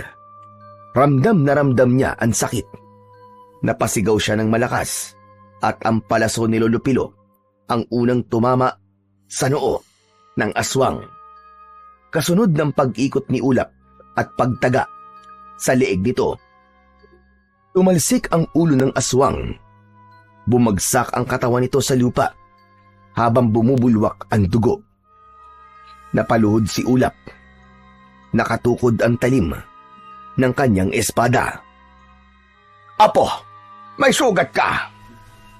Akma na sanang aalalayan ni Lolo Pilo ang kanyang apo nang iwinaksi ni Ulap ang kamay nito. Hindi niya na itago ang sama ng loob para sa matanda. Nakita niyo na? Nakita niyo po kung paano niya ako inatake dahil binigyan natin siya ng pagkakataon. Kahit kailan, ang aswang ay aswang, Lolo Pilo. Pagkatapos na nangyaring to, wala na akong paniniwalaan sa mga sasabihin nila. Lahat ng kampo ng kadiliman, ang dapat sa kanila ay mamatay. Naramdaman ni Ulap ang pagbalot ng enerhiya sa kanyang katawan at sa isang iglap ay naghilom ang kanyang sugat sa likod. Tumayo siya nang bumalik ang kanyang lakas. Pinagmasdan niya ang katawan ng aswang na bangkilan. Unti-unti itong nasunog nang itapat ng matanda ang medalyon sa katawan nito hanggang sa maging abo at sumama ang mga yon sa hangin. Patawarin mo ko, apo. Muntik ka tuloy mapahamak na dahil sa akin. Pasensya ka na talaga. Hindi pala talaga dapat maniwala sa sinasabi ng isang aswang. Hindi nakatanggap ng tugon si Lolo Pilo mula kay Ulap na naglakad na paalis sa lugar na yon. Tinaak nila ang daan papunta sa kabilang baryo. Tutugisin nila ang mga aswang na pumapatay ng mga magsasaka. Kahit alam niyang nakasunod sa kanya ang kanyang Lolo Pilo, hindi niya ito kinakausap ni hindi tinitignan. Ipinaramdam niya rito na masama talaga ang loob niya sa nangyari kanina. Pagkalipas ng ilang oras na paglalakad, narating na nila ang baryo ng Hagunon. Tahimik ang paligid, kaya rinig na rinig ang pagsigaw ng isang lalaki mula sa likod ng sirang bahay. Nagmamakaawa ang lalaki na wag itong papatayin dahil kailangan pa raw nitong sumundo ng hilot para sa asawa nito na malapit ng manganak. Dahan-dahan nilang nilapitan ang pinagmumulan ng ingay. Pagsapit nila sa likod ng bahay, tumambad sa kanilang paningin ang isang aswang na bangkilan na parabang aninong nakatayo sa harap ng lalaking nakaupo sa lupa. Uminit ang suot na agimat ng batang si Ulap, kaya natitiyak niya na aswang nga ang nakikita niya. Walang puwang ang awa para sa'yo. Magpaparami lang kayo ng mga lahi. Wala kayong karapatan na magkaroon ng pamilya. Kasunod ng pagdapa ng aswang, nilantakan nito ang katawan ng lalaki. Nagkikisay ang katawan nito habang nagliliparan sa ere ang mga napunit na damit ng biktima. Sinubukan naman ni Lolo Pilo na patamaan ng palaso ang nilalang na pumatay sa lalaki. Ngunit nanlaki ang kanilang mga mata nang masalo ng kamay nito ang palaso. Umangil ito ng malakas, saka napatingin sa gawi ni Ulap. Napaatras ito at tumakbo papalayo. Hinabol ng maglolo ang aswang na bangkilan, ngunit masyadong mabilis ang nilalang. Nakita rin nila ang pagbabago sa anyo nito. Naging isang malaking ibon ito at lumipad sa impapawid, papalayo sa kanila. Sa lahat ng mga aswang na bangkilan, siya lamang ang nakatakas sa atin, Apo. Masyado siyang mabilis. Malakas at kakaiba ang husay sa pagsalo ng palaso. Natitiyak kong marami na siyang napapatay na tao dahil iba ang enerhiya na nararamdaman ko sa kanya. Nakatakas po siya dahil nagdadalawang isip na kayo sa pagpatay sa mga aswang na bangkilan, Lolo Pilo. Akala ko po ba, kapag manunugis ng aswang, hindi dapat nakakaramdam ng pag-aalinlangan. Isa pa, tumanggap po tayo ng bayad mula kay Kapitan para siguraduhin ang kaligtasan ng kanyang mga nasasakupan. Pero paano po natin ipapaliwanag kay Kapitan na meron na namang isang lalaki na matay mula sa pangangalaga natin? Hindi ako nag-aalinlangan. Sadyang mabilis lang ang isang yun, Apo. Hanggang ngayon ba naman, ay masama pa rin ang loob mo sa akin. Tama kayo. Masamang masama ang loob ko dahil magmula nang malaman ko ang nangyari kay tatay, para nang sasabog ang dibdib ko. Gustong gusto ko na pumabigyan ng katarungan na nangyari sa kanya. Pero pinipigilan niyo po ako palagi. Dahil mahina ka pa kumpara sa lakas ni Benito, Apo. Nakita mo ba ang nilalang kanina? 2 ganon o higit pa ang katumbas ni Benito. At nag-aalala ko sa iyo na baka dahil sa galit na nararamdaman mo, yan pa ang magpahamak sa iyo, Apo. Maniwala ka naman. Kahit na po, Lolo Pilo, kahit na anong mangyari, haharapin ko si Don Benito. Makikinig lamang ako sa inyo kapag napatunayan ko na kung gaano siya kalakas. Wala nang nagawa si Lolo Pilo, kundi ang pagmasdan na lamang ang kanyang apo. Sa tagal ng pagkakatayo nila sa tapat ng lalaki, ay nagulat na lamang sila nang biglang magbago ang anyo nito. Naging isa itong aswang na bangkilan. Diyos ko! Paano nangyari ito? Isa lang pong ibig sabihin yan, Lolo Pilo. May isang aswang na bangkilan ang pumapatay sa mga kapwa niya aswang. Ang ipinagtataka ko lamang po ay kung bakit niya yung ginagawa. Sa ano pong dahilan?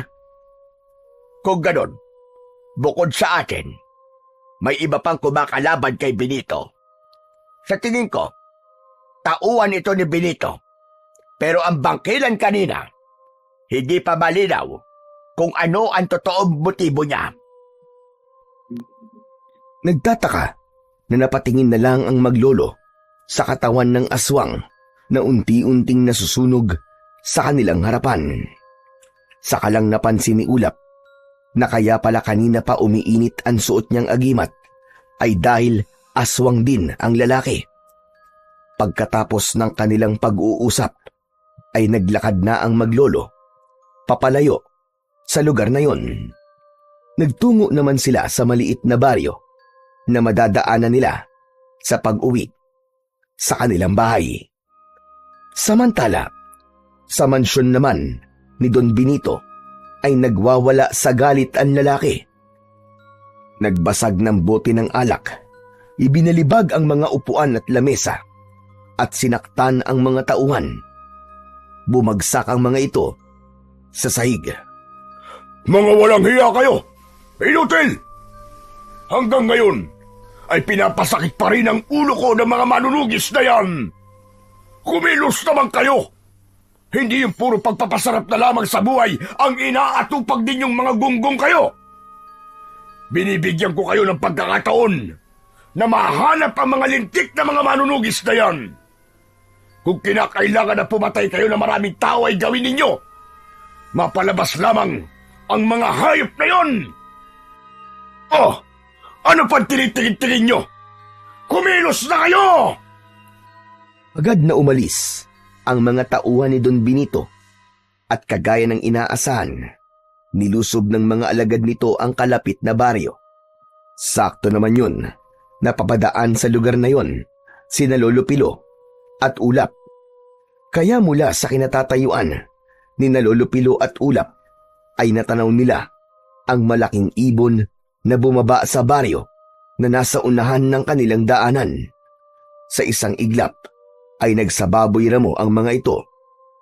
Walang kaawa-awang pinasok ng mga aswang ang kubo ng mga nakatira doon.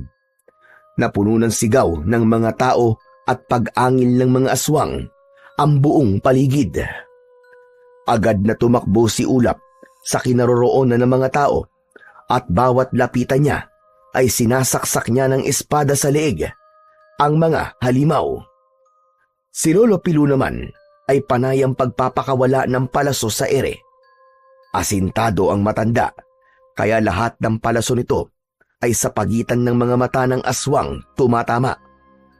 Pasadsad na bumabagsak sa lupa ang mga aswang na bangkilan habang umaangil dahil sa labis na sakit. Mga anak kayo ng demonyo! Wala na kayong kawala ngayon! Hindi ko hahayaan na may mabuhay pa sa inyo! Tikman niyo ang lupit ng aking pagigante! Ha!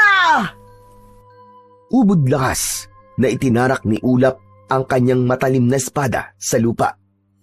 Sabay-sabay na napatalon ang mga aswang na bangkilan dahil sa malakas na epekto ng kanyang sandata sa katawan ng mga ito. Tumindi ang pag-iinit ng agimat ni Ulap na parabang nagbigay sa kanya ng karagdagang lakas at bilis. Sa pagwasiwas niya ng espada, lahat ay tinatamaan sa leeg at napupugot ang mga ulo nito. Habang si Lolo Pilo naman ay hawak ang kanyang medalyon. Itinapat yon sa lahat ng katawan ng mga aswang na napapatay ni Ulap. Kitang-kita ng lahat kung paano tinupok ng apoy ang katawan ng mga aswang na bangkilan. Sa isang iglap, nawala ang mga kalaban. Naiwan ay ang naaabong katawan ng mga ito na nagkalat sa lupa. Habang ang mga tao na nailigtas nila mula sa mga halimaw ay sobra ang pasasalamat sa kanilang mga nagawa. Sinubukan pa nga ng mga ito na bayaran sila. Subalit tumanggi ang maglolo. Nako, hindi na bale. Kahit wag nyo na kaming bayaran ng apo ko mga kasama. Masaya kaming makatulong sa inyo at nailigtas ang buhay ninyo. O papano? Magpapaalam na kami. Mag-iingat po kayong lahat. Lolo Pilo, mukhang iba po ang nararamdaman ko sa nangyayari ngayon. Parang isang babala po ito. Hindi po kaya? Babala? Abay, anong ibig mo sabihin, apo? Ngayon lang po nangyari ito, di ba, Lolo? Dati, paisa-isa lang po ang mga aswang na bangkilan na napapatay natin. Pero ngayon, higit na po sa 20 ang sumugod sa mga tao. Nangangahulugan po yon na isang paghamon. Ipinapakita nila kung gaano sila kalakas at kahandang pumatay ng mga tao. Kaya nga, Ulap, apo, sinasabi ko sa'yo nung nakaraang gabi na iba ang mga aswang na bangkilan. Mapanganib sila. Lalo pat kaya nilang gayahin ang ayunan lahat ng uri ng mga hayop. Lubha silang delikado, apo. Kaya kung hindi natin suot itong mga kapangyarihang agimat natin, mahihirapan tayong mahulaan kung aswang ba sila o hindi. Sa nakita ko sa'yo kanina, sa paraan mo ng paggamit ng espada, masasabi kong handang-handa ka na sa isang matinding labanan. Nakaramdam ng saya si Ulap sa sinabing yon ng kanyang Lolo Pilo. Isa munang malalim na buntong hininga ang pinakawalan niya, saka naglakad papalayo sa lugar na yon. Si Lolo Pilo naman ay isinukbit sa balikat ang dala nitong pana. Maya-maya pa ay narating nila ang kanilang bahay sa gitna ng kagubatan.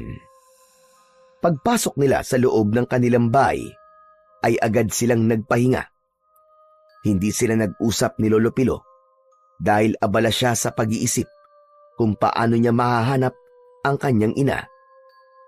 Hanggang ngayon ay umaasa pa rin siya na muli silang magtatagpo at magkakasama. Nang gabi rin na yon, ay hindi alam ni Lolo Pilo at Ulap na merong isang nakaligtas sa labanan na yon. Walang iba kundi si Arnulfo.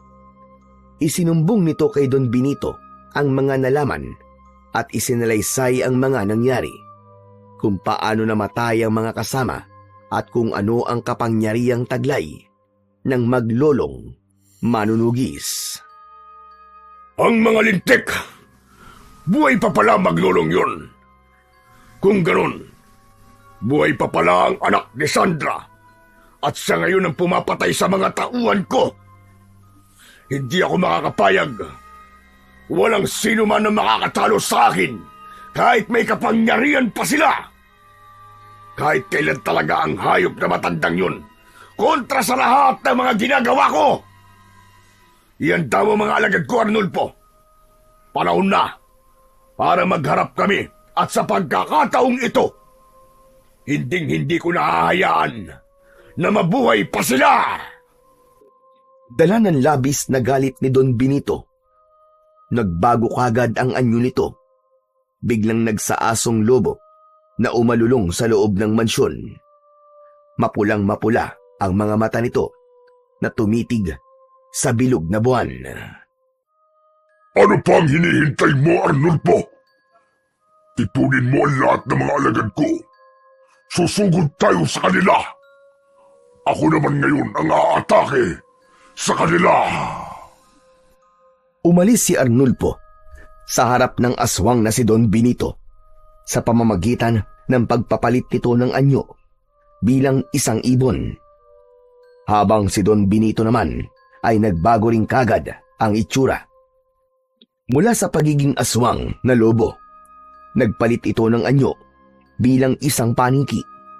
Kasunod ng paglipad nito palabas sa bintana. Sa kabilang dako naman ng kagubatan, sa bahay ng maglolong manunugis, ay hindi na naaalis ang pag-iinit ng kanilang suot na kwintas. Sabay na napabalikwas pa ng bangon ang maglolo at nagkatamaan ng paningin. Hindi maaari ito. Humanda ka po. Nararamdaman ko na mayroong panganib na parating. Opo, Lolo Pilo. Nararamdaman ko rin po yun. Inihanda ng dalawa ang kanilang mga sandata at lumabas ng kanilang pintuan.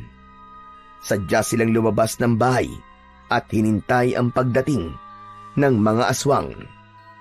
Pagkalipas ng kalahating minuto na paghihintay, mula sa impapawid, dumagsa ang laksalaksang mga ibon at paniki. Bumaba ang mga yon sa lupa, kasabay ng pagbabalik sa dati nitong anyo bilang isang tao. Nakahanay ang mga yon habang nakangisi at nakatingin sa kanila. Tignan mo nga naman ang pagkakataon. Hinahanap ko kayo, pero kusa kayong nagpakita. Kayo pala ang umuubos sa mga tauhan ko. Ang buong akala ko pa naman ay patay na kayo ng apo mo, Tandang Pilo. Pero iba ka rin. Iba talaga pag masamanda mo. Kung meron man na masamanda mo at dapat mamatay sa ating dalawa, ay ikaw yon, Benito. Hindi ko makakalimutan ang ginawa mo sa anak kong hayop ka. Sisiguraduhin ko na ngayon, mamamatay ka na sa aking mga kamay. Kaya simulan mo na magdasal sa dinodiyos mong kampo ng kadiliman, dahil dumating na ang gabi ng paghukom para sa'yo. Papatayin ko kayong lahat, kasama ng mga alagad mong demonyo. Mapatay niyo man ako, Sabihin na natin na mapatay niyo ko. Pero hindi pa rin sapat yun sa buhay na kinuha ko sa inyo. Wala na si Sandra. Pinatay ko na rin siya. Pinagsaluhan namin lahat ang katawan niya hanggang sa kahuli-hulihang hibla ng kanyang laman. Dahil sa mga narinig ni Ulap, bumugso ang labis na galit sa kanyang dibdib. Mabilis siyang sumugod sa mga kalaban, ni wala siyang pinalampas na pagkakataon para pugutan ng ulo ang lahat ng bangkilan na humarang sa kanya. Habang abala sa pakikipaglaban si Ulap, si Don Benito naman ay agad nang nakapagpalit ng anyo. Muli itong naging aswang na bangkilan. Saka malakas na sumigaw at inutusan ang mga tauhan na agad salubungin si Ulap. Muling nagsababoy ramo ang mga kalaban. At bago pa man makalapit ang bata sa nakatayong si Don Benito, ay nasalag ng isang aswang na bangkilan ang pagtama ng talim ng espada ni Ulap sa pinuno ng mga ito. Ngunit nakaganti siya rito ng sipa sa muka. Bumagsak ito ng pasadsad sa lupa. Sabay tarak niya ng espada, direkta, sa dibdib ng aswang. Nagkikikisay ang katawan nito habang nakabaon ang talim sa dibdib nito. Hindi pa nasiyahan si Ulap. Iwinasiwas niya ang kanyang espada at pinugutan ito ng ulo. Para sa ama ko! Para sa kanya! Ang kamatayan mong hayop ka! Hindi pa rin nagtapos. Pinagsasaksak ni Ulap ang katawan ng baboy ramo hanggang sa tuluyan na itong magkalasog-lasog. Si Lolo Pilu naman ay panayang pagpapakawala ng palaso sa ere.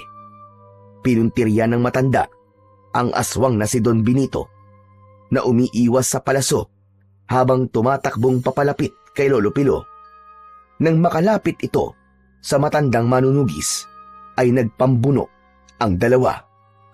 Bumagsak sa lupa si Lolo Pilo at nabitiwan ang hawak-hawak na pana. Akma na sanang sasaksakin ng kuko ng aswang ang matanda. Ngunit malakas naman na itinarak ni Ulap ang talim ng kanyang espada sa lupa.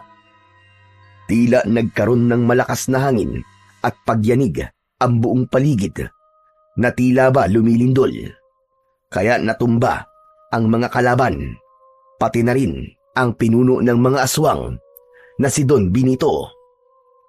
Ano pang hinihintay niyong lahat, mga gunggong? Sugurin niyo ang bata! Isang tambak kayong mga inutil! Patayin niyo siya! Hindi pa man halos nakakabangon ang mga aswang, ay biglang dumating ang isa pang aswang na bangkilan at walang awa nitong niluray-luray ang katawan ng kapwa nito aswang.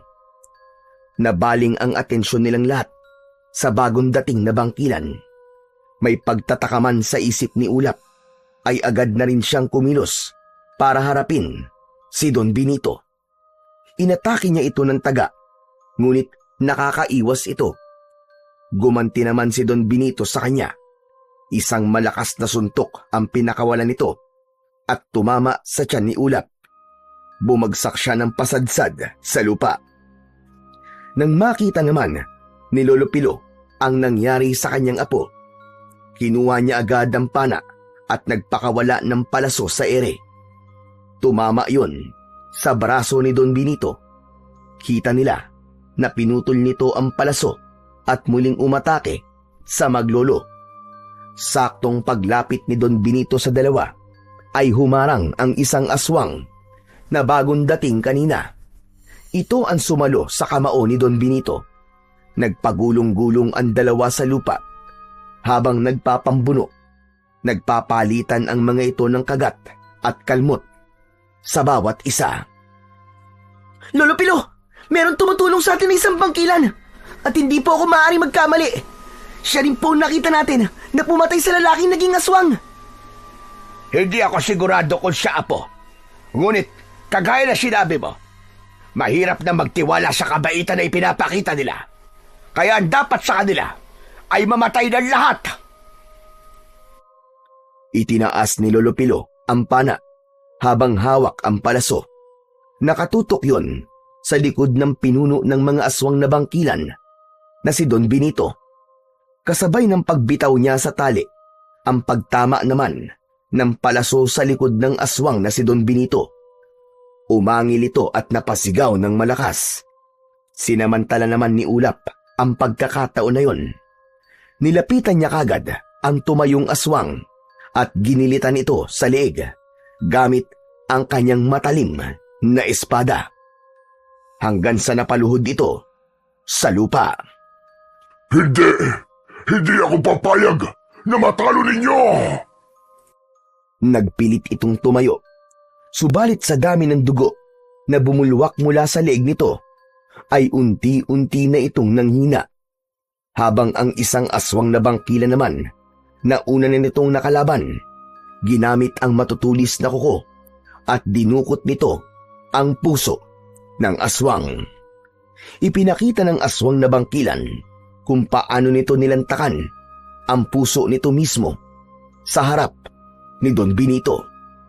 Dilat ang mga mata na bumagsak sa lupa ang pinuno, habang ang bangkila naman na tumulong sa kanila ay lumayo kina Lolo Pilo at Ulap. Itinapat ni Lolo Pilo ang medalyon sa wala ng buhay na katawan ni Don Benito. Mula sa kanyang harapan ay unti-unti itong nilamon ng apoy hanggang sa maging abo ito. Itinago ni Lolo Pilo ang medalyon habang ang agimat naman ni Ulap ay nagliwanag at ginamot ang mga tinamo niyang sugat sa katawan. Ikaw, aswang na bangkilan. Sino ka? Bakit mo kami tinutulungan ng apo ko? Magsalita ka! Hindi nakatanggap ng tugon si Lolo Pilo mula sa aswang. Sa halip, unti-unting naglaho ang pagiging bangkila nito hanggang sa bumalik ito sa pagiging tao. Sa una ay hindi kagad nakilala ni Lolo Pilo ang babae dahil gumanda ito at mas bumata pa ang itsura. Hindi maaari. Sandra! Ikaw na ba yan? Ikaw ang aswang na bangkilan? Lolo Pilo, ako nga. Ako nga po ito, si Sandra. Sus Mariosep, ang akala ko ay patay ka na, kagaya na sinabi ni Benito kanina. Ngunit, paanong nangyari iyon? Nakaligtas po ko. Akala nila totoong namatay ako nung gabing yon. Naiwan po ako sa gubat at basta na lamang po akong nagising na malakas at may kakaibang nararamdaman sa katawan. Hindi ko po alam na lumipat sa akin ng isang perlas ng isa sa mga tauhan ni Benito. Imalang nabuhay po ko. Ngunit ito nga, naging isang aswang na bangkilan na. Tatay Pilo, ang anak ko po, nasaan siya? Sandra, hindi mo ba nakikilala si Ulap? Ayan siya, nasa harapan mo lang. Naalala mo ba ang suot niyang agimat? Kahit wala ka, yan ang nagsilbing proteksyon niya laban sa lahat ng uri ng mga aswang. Matagal na hindi nakapagsalita si Ulap ng mga sandaling yon. Titig na titig lamang siya sa magandang babae na nasa harapan niya. Unti-unti itong lumapit sa kanya habang naluluwa ang mga mata. Biglang uminit ang suot na agimat ni Ulap, kaya saglit niyang hinubad yun at inilagay sa bulsa upang makalapit sa kanya ang kanyang ina. Hindi na nag-aksaya pa ng oras si Sandra. Maigpit niyang niyakap ang anak na si Ulap. Humagulgul siya ng iyak para sa mga panahon na hindi niya nakasama ang anak. Si Ulap naman ay naiiyak na gumanti rin ng yakap sa kanyang hinahanap-hanap na ina. Ulap! Ulap ang anak ko! Ang anak ko! Opo, Nay. Ako nga po ito. Ang anak nyo. Diyos ko, Kaya tagal kong hinintay ang pagkakataon na ito, anak. Hindi ko kasalanan ang pagkakalayo natin. Ginawa ko ang lahat para masiguradong ligtas ka. Lihim ako nagbantay sa mansyon para malaman ko kung ano mga binabalak nila laban sa'yo. Kaya nalaman ko na aatake sila sa inyo. Habang papunta ko rito, panay ang dasal ko na sana'y ligtas ka at walang mangyaring masama sa inyo. Nay, mahal na mahal ko po kayo. Matagal po ako nangulila sa inyo, Nay. Pero paano na po? Ano na po ang mangyayari sa inyo ngayon, Nay? Bumitaw sa pagkakayakap si Sandra at pinagmasdang mabuti ang kanyang anak. Ako pa rin ito, anak. Kahit isa na akong aswang na bangkilan, kahit na kailan, ay hindi ako tumikim ng katawan ng tao. Ang hayop at kapwa aswang ko lang ang kinakain ko upang patayin at hindi na sila makapagasik ng lagim.